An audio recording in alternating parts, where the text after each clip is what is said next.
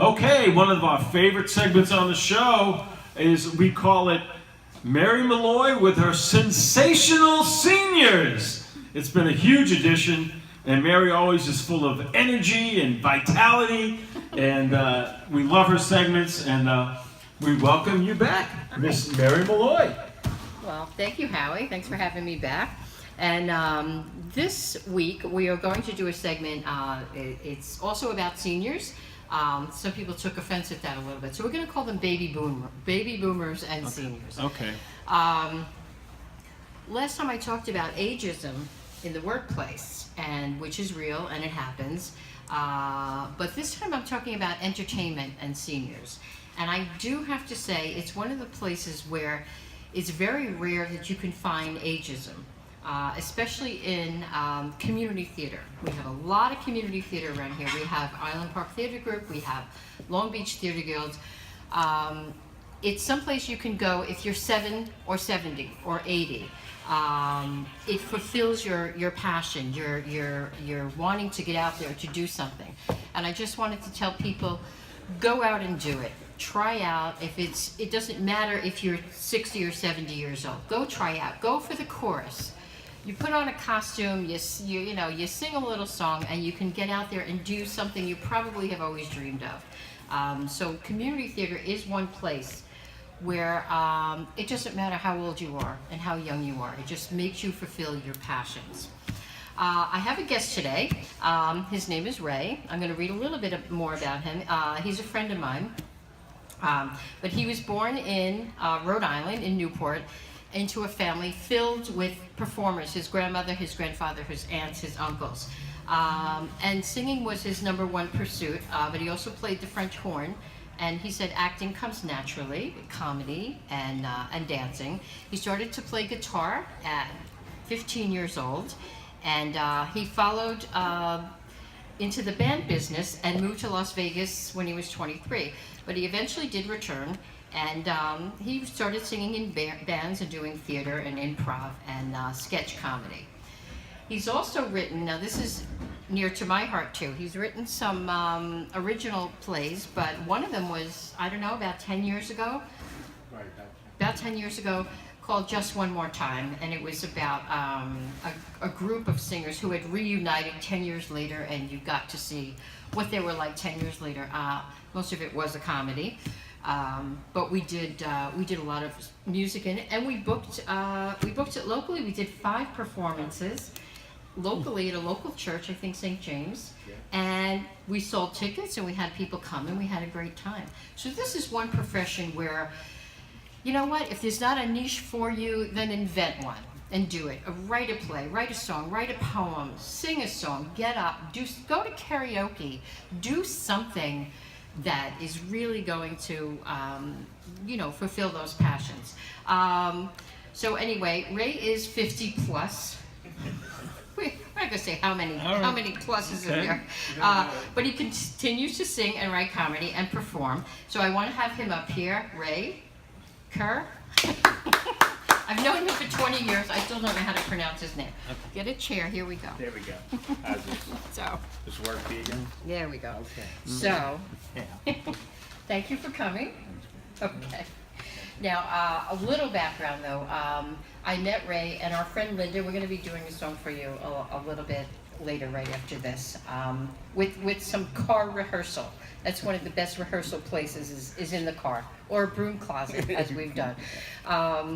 But that's how we met. I just wanted to do something. I wanted to sing, and a mutual friend of ours said, well, I know these people. They sing, they do stuff. So I said, great. And we did it, and we started rehearsing, and we got other people that came in and out, and we would do restaurants, we'd perform, and we'd have a great time.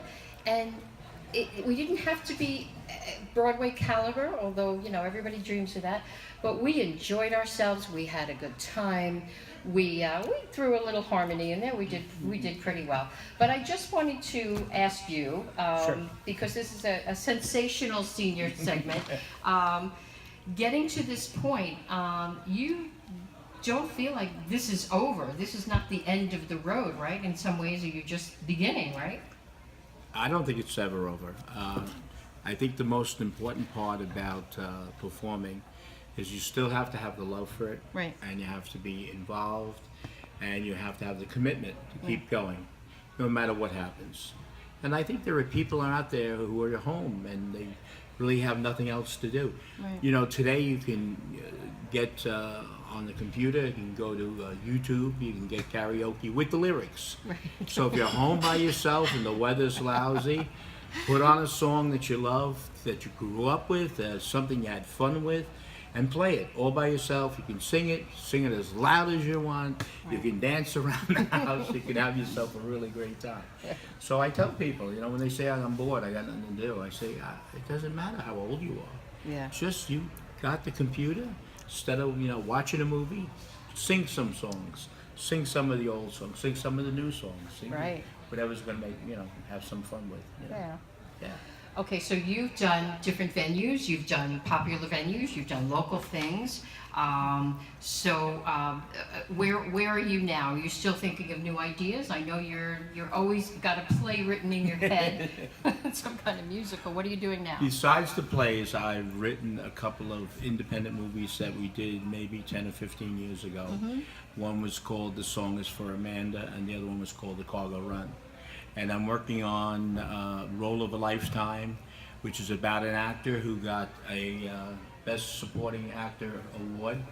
And right after that, his entire career for the next 25, 30 years went down the drain. And real quickly, what happens is he goes to a shoot, and he's drunk, and he had too many cocktails early in the morning, and he has an argument with the bishop of the church. And what happens is the bishop throws him off the set. He ends up in the bar, and he has this confrontation with the barmaid. It's 10:30 in the morning. The bar's closed, but he wants a drink. She says, and by the way, he's dressed as a priest. So she says to him, the only way I'll give you a drink is if you listen to my confession. So she puts him through this whole thing, and he does the whole confession thing, you know, bless me, Father, and she tells him all of her sins. And then finally he goes, and he leaves. And he ran out of cigarettes, so he goes to this deli. He walks in, and there's two guys robbing the deli. And what happens is, one of the guys turns with a gun, shoots, and grazes him in the head. And the guy thinks he killed the guy. What happens, since he's dressed as a priest, he's laying there, and he says, they're going to kill me. So he decides that he's going to act like he is God. So he's bleeding, and they're looking at him, and he creates the role of being God to try and save these people and to save them. And that's one of the biggest movies I've been working on that I really want to get done. And the ending is, of course, Oh, don't tell us the ending. I'll give you one of Give it the away. endings. I'll give you one of the One of endings. the endings. One of the endings is, of course, all the cops show up and whatever. He's able to walk them out the door, and the cops, take the guys in Yeah. for robbing the store. The most amazing part that happens, this is on ending one, it's not the full ending. He becomes really famous, and he goes on because now he's did the role of a lifetime. He played God, saved these people. Nobody else got killed or hurt or whatever. Right. Of course, there's some other endings that I'm still playing with. Okay. But that's one of You'll them. have to keep Role us in of a suspense. lifetime. Okay, so to wind it up, Wind it up. you don't think it's ever too late for anybody? I Yeah. mean, maybe my grandmother, maybe someone who said, I've always wanted to do that. I mean, you could say just do it, but I mean, I don't think there's ever a time in your life, and if you have it in your heart, right. and you have it in your blood, and there's something you want to do, and a lot of times, when you get older, you're still good. You still sound good. You still can sing. You can still perform. And you mentioned theater earlier. The thing with theater is there's always going to be a spot. Yeah. You can come on and be Right. part of the chorus and be part of the rehearsals. And then what happens is it's part of the community. It becomes a community. Where if you're an older person and you're tired of being home alone, well, you come every night to rehearsal. Right. You're going to work. They're going to make you perform, and you're going to perform better than you've ever done. You're going to enjoy it. You're going to share it, and you can bring your friends. Right. You know, so if you have 2 or 3 friends that are on your block, guess what? They can sing and community. perform, and they've never done theater. They can come to the community theater, Good. get a part, sing in the Yeah. chorus. Okay, that's good. That's what I was hoping, and that's how a lot of us found this later in life. Right. But just also tell us about your Facebook page that people could go to. Okay, my Facebook page is Long Island Entertainers, and we have about 5,000 people on it. I designed the page because there are many groups, performers, oldies groups. I'm friends with a lot of the oldies groups. They had no place to post their activities of where they're going to be, where they're going to perform, their celebrations. We're together 25 years, we're together 30 years. So I started it to do it, and what happened is I had 67 people, then I had 150, then I had 300, then I had 1,000. So every week we add 25, 30 new people. I'm almost close to 5,000. And all the entertainers post their pictures, post their endeavors, post the things they've done. So people go there too to find out what's going on Long Island.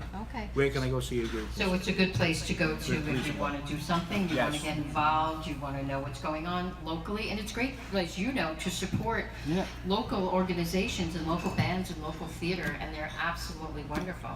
Thank you for Thank you. coming. And in just a moment, Linda, Ray, and I, we were called Simple Pleasures. We're going to do a little a cappella song for you. Okay, great. Okay? Thank you. All Thank right. you. Great job, Mary Malloy and Ray Kerr.